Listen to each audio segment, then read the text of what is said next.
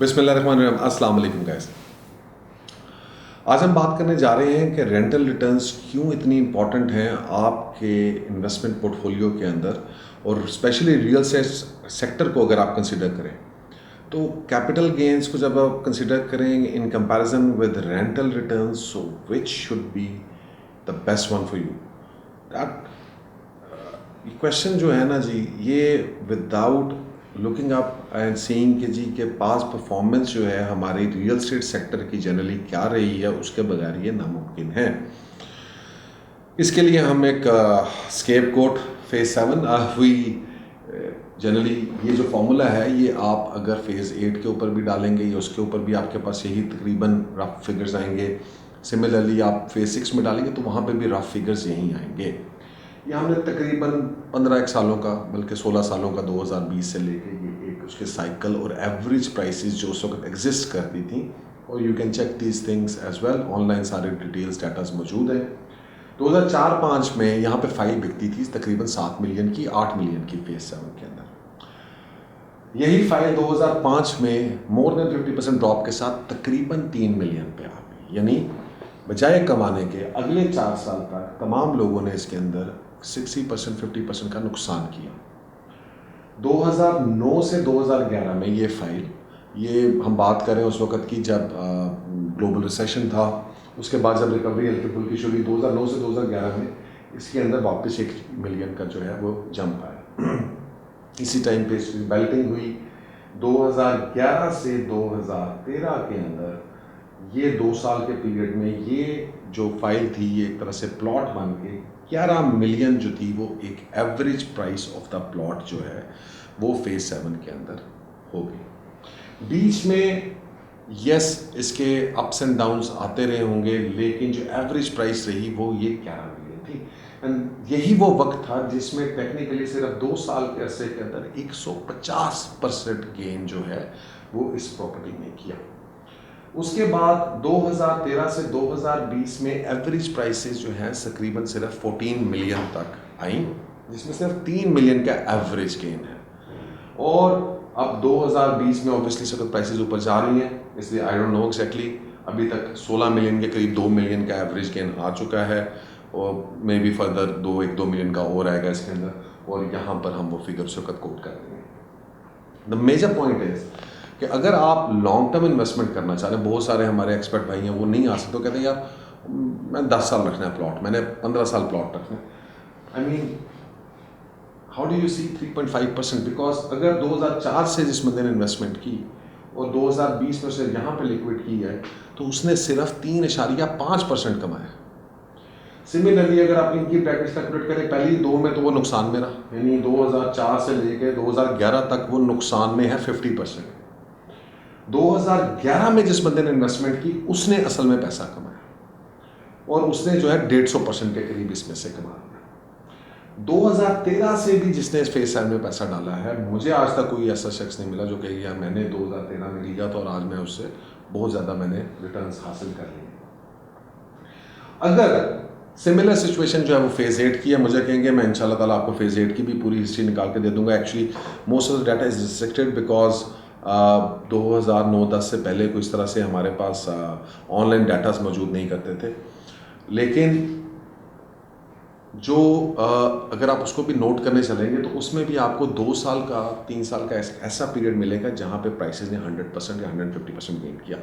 ये time period normally जो होता है ये पोजेशन के करीब आता है, या प्लॉट बैलेटिंग और पोजेशन के दरमियान का ये टाइम पीरियड होता है जिसके अंदर ये चीज़ें जो हैं वो इस तरह से गेन करती हैं। बट वो स्पेकुलेशन जो है वो सिर्फ और सिर्फ कुछ लोगों को रास है। आप में से बहुत सारे लोग हैं जिनके बहुत सारे पुराने प्लॉट्स हमारे पास आते हैं। तो अगर मैंने 3.5% ही गेन करना है लॉन्ग टर्म इन्वेस्टमेंट करके एक प्लॉट के अंदर, तो क्यों ना बेहतर ये हो कि मैं एक ऐसी इनकम में चला जाऊं जो मुझे हर महीने मिले, और हर महीने वो मुझे 4-5%, 6% वॉटेवर एनम पर एनम में जो मिलता है, उसके साथ साथ ऑब्वियसली उसके अंदर मुझे 2-3%, 4% का साथ कैपिटल गेन भी एवरेज पे मिलेगा, क्योंकि हर साल रेंटल इनकम इंक्रीज करती है। आई एम टॉकिंग अबाउट, इसमें आप कमर्शियल प्लाजास कंसीडर कर सकते हैं, घरों को मैं रेकमेंड नहीं करता, इसमें आप अपार्टमेंट बिल्डिंग्स कंसीडर कर सकते हैं, इसमें आप जिस तरह अभी मॉल्स आ रहे हैं नए उसके अंदर आप कंसीडर कर सकते हैं. So whatever you feel like. And another thing which is coming up is के DHA is launching floor wise selling of plazas. उसके अंदर बिल्कुल अच्छे प्लाजा के अंदर आप ग्राउंड फ्लोर ख़रीद सकते हैं और इस तरीके से आप आगे लेके चल सकते हैं. But at the same point you have to consider कि DHA की retail market is shifting towards malls, और वो DHA खुद बना रहा है मॉल्स. फेज़ 4 के अंदर जो है वो गोल्ड क्रस्ट मॉल फेज़ 3, 4, 2 को वही लुक आफ्टर करेगा. सिमिलरली डॉलमेन मॉल जो है वो फेज़ 6 में बन रहा है. पेंटा स्क्वायर में भी एक मॉल बन रहा है, और लालकगंज चौक के ऊपर भी हेले टावर के अंदर भी एक छोटा मॉल एग्जिस्ट करता है. तो ऑब्वियसली रिटेल जो आपका सेंटर है वो they going to shift towards mall. तो बाकी जो कमर्शियल के अंदर एक्टिविटी है still has a lot of potential. बहुत सारी चीज़ें, बैंक्स हैं, सारी बात है, वो बाहर बैठेंगे, कैफ़ेज़ हैं वो बाहर बैठेंगे. उसके अलावा जो है आप ये स्टोर्स जो हैं, लाइट स्टोर्स हो गए, इलेक्ट्रॉनिक स्टोर्स हो गए, जलालसंस, फलफता, स्मॉल अल्फतास, ये सारे बाहर बैठेंगे. ऑल दो रिटेल मार्केट वहाँ से चलेगी, और उसकी वजह से ऑलरेडी वी कैन फील कि ये पैकेजेस और ये गोल्ड क्रस्ट की लॉन्चिंग की वजह से वाई ब्लॉक और जेड ब्लॉक के अंदर रिटेल जो रेंटल एलिमेंट था वो काफ़ी वीक हो गया. So I mean I don't understand the logic कि आप ये क्यों करना चाहते हैं. So if you want to make money और लॉन्ग टर्म आप करना चाहते हैं तो आपको रेंटल इनकम पे ही जाना पड़ेगा. So let's consider what happens जब आप रेंटल इनकम पे जाते हैं. अब हम देखते हैं कि जी अगर रेंटल पोर्टफोलियो होता और अगले 10 सालों के अंदर वो गेन क्या हो सकता है. तो एवरेज आउट तो हमने पहले निकाल लिया कि प्लॉट्स के अंदर अगर एवरेजली आप 10 साल के ऊपर रखें तो 15 सालों के ऊपर ऑब्वियसली एवरेज बुरी है, और डिफरेंट टाइम्स फ्रेम्स है जिसके ऊपर इन्वेस्टमेंट अच्छी है. कहीं पे 150% तक गेन भी अवेलेबल है विद इन 2 years. और अगर if you are not lost that opportunity at that time तो ऑब्वियसली उसके बाद 4-5% भी मैक्सिमम गेन्स हैं आपके पास. So there is a lot of speculation in the market, and obviously you have to be very attentive and an active trader. Technically plots के अंदर अगर आप पैसा कमाना चाहते हैं तो short term trading opportunities are the best way moving forward, rather then कि आप उसको जो है कि लॉन्ग टर्म पोर्टफोलियो में होल्ड करें. लेकिन अगर आप वाकई अपने आप को अमीर देखना चाहते हैं और पुरसुकून तरीके से रियल एस्टेट के अंदर इन्वेस्टमेंट करना चाहते हैं तो I think rental income is the way to go. Let me show you how. अब अगर हम बात करते हैं एक अप्रॉक्सीमेट प्रॉपर्टी जिसका 5 लाख रुपये रेंट है per month, which makes 6 million a year, और हम ये कहते हैं, मैं इसमें ये कंसिडर नहीं करूँगा कि उसमें पर एनम क्या ग्रोथ हो रही है, for a sake of figure वो आप समझे बोनस है आपके लिए, but just for a sake of figure कि 10 सालों के अंदर 2020 में अगर वो प्रॉपर्टी सिक्योर करते हैं तो हम 60% of the property price at least, ये टेक्निकली 10% पर एनम ग्रो करेगी तो ये 70-75% पे भी चली जाएगी, 80% तक भी जा सकती है. लेकिन जस्ट फॉर द सेक हम यही एवरेजली हमें आता है तो 60% तो straight away we are secure कि हमारी जो प्रॉपर्टी प्राइस है, अपना गेन्स है वो आ गए. उसके बाद ऑब्वियसली आपको पता है कि प्रॉपर्टी प्राइसेस गेन होती हैं, रेंटल इनकम बढ़ती है. जब रेंटल इनकम बढ़ेगी 10% पर एनम, उसके साथ जो है वो उतने हिसाब से ही कैपिटल गेन भी होगा.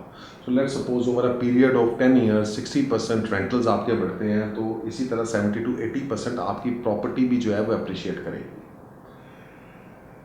तीसरी चीज़, जब आप इन दोनों को प्लस करते हैं तो बाय 10 साल के बाद आप 130 से 140% गेन जो है वो आप 10 years में हासिल कर सकते हैं थ्रू रेंटल इनकम. और उसमें ऑब्वियसली जब प्रॉपर्टी ऊपर जाएगी दूसरी जगहों के ऊपर, वो भी एक्सपेक्टेशन है कि शायद इससे ज़्यादा हो जाए, but just for the sake of logical reasoning कि कोई हाइप नहीं बन रही, कोई कुछ नहीं बन रहा, और बिल्कुल safe and study you can make 130-140%.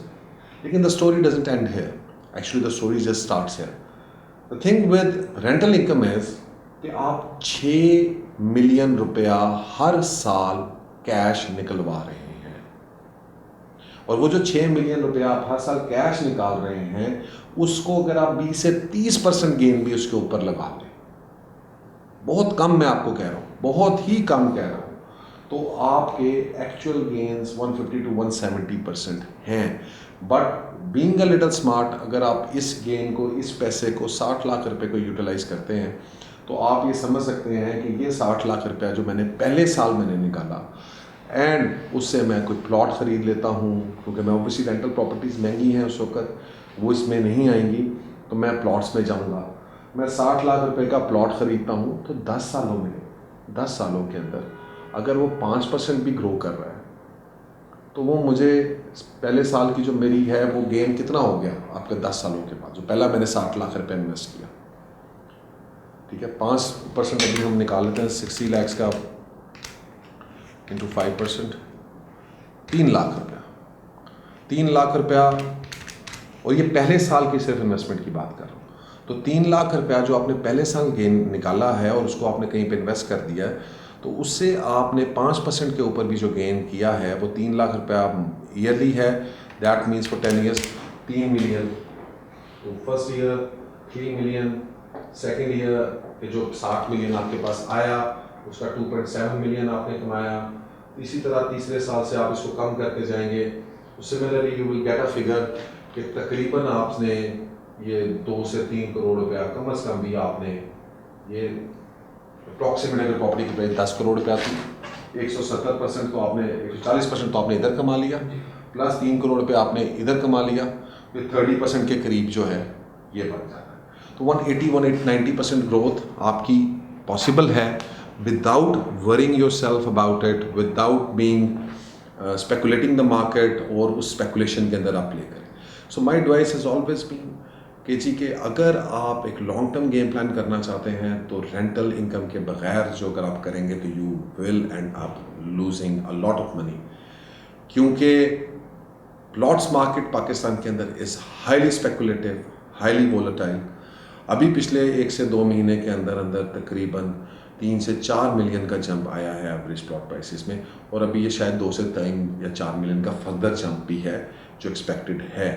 But again the point is prices ऊपर जाएंगी, 1-2 साल ऊपर रह सकती हैं, उसके बाद दोबारा प्राइसेस क्रैश इन करेंगी, दोबारा जो है वो जो है आपका IRR है वो कम हो जाएगा, और जितना प्रोलॉन्ग्ड आप उसको होल्ड रखेंगे ना वो आपको कोई इनकम दे रही है, ना वो आपको जो है कोई कैपिटल गेंस दे रही है उस तरीके के साथ। और सबसे बड़ी बात यह है कि प्लॉट्स की सूरत में आपके पास मनी और कैश इन हैंड नहीं आ रहा, कैश फ्लो आपका ख़त्म हो गया। एंड आई बिलीव पर्सनली कि not cash but cash flow is the king. अगर मैं 20 करोड़ रुपए की अपनी इन्वेंट्री बनाता हूँ तो मेरे पास हर महीने 10-15 लाख रुपया जो है मुझे जो है वो रेंट की सूरत में आ रहा है, और वो मैं 10 लाख रुपया हर 6 महीने के बाद मैं एक प्लॉट कनाल का ख़रीद सकता हूँ, ठीक है। सो अगर मेरी बेसिस स्ट्रांग है तो मैं उसके ऊपर फ्लरिश करूँगा, लेकिन अगर मैं अपने पैसे किसी एक जगह पर लगा के बैठ जाऊँगा तो फिर मैं 3-4-5% से ज़्यादा ट्रेड नहीं करूँगा। So the point is either be a very good speculative trader and make some money out of real estate, और अगर आप फंस जाएंगे तो you can get stuck for a very long time, या play safe and play like a pro और अपने आप को डाइवर्सिफाई करें and move towards a higher rental income. Thank you very much. Take care.